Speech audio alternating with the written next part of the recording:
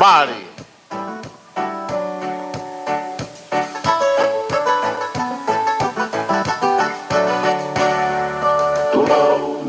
Sipe oi whangakote Mari e ta mai ki tau runga.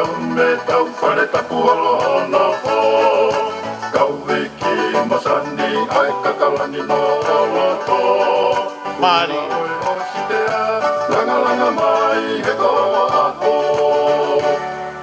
Tulau moi ai sipe oi whangakote te holoto Mohulanu lau me tau whare tapu alohono po Mari e ta mai ki. ai kakalani no Kaha fe holoto. Langa langa mai he koa aho Tapakaki e hositea Fono fono i foa e whakaauna Maka aki o koe la tanga o e tawa ke o ma Mai ko Malo. Ano ane one loa He koe ka ia Ai kuari kutonga Tapakaki e hositea Fono fono i foa e whakaauna Mari e ta mai ki. Maka aki o koe la tanga o e tawa ke o ma Mai ko la kai Ano ane one loa Mari e mua wawaulahi. Ai kuari kutonga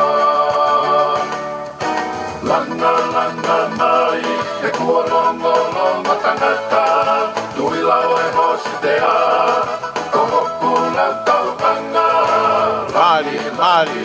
Ia ai siso koe moianga Apiko sa koe eke Mafua ola hakuna tanga Langa ia e manatu ki e kuonga he ane a fi Kalaka whare ngalona ia wheho a konaki Taina mu a whare Malo. Whani whare o seni Tia ai kou tai Koki malo lo ki langi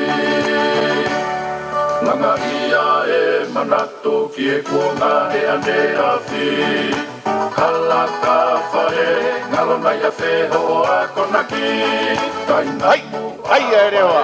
Piki ke ta whani whare o seni Tia ai kou tai Koki malo lo ki langi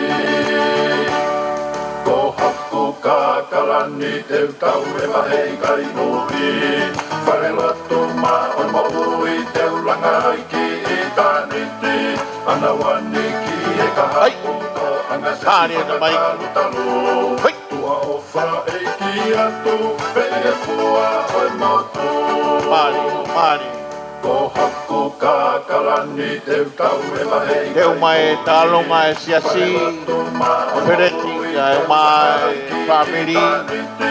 Ana wani ki e ka hapu ko anga sati whakatalu Tua o wha e ki atu pe e fua o e motu Malo. Ngā mai e kua longo longo tangata Tui lau e hositea Malo e tau olunga.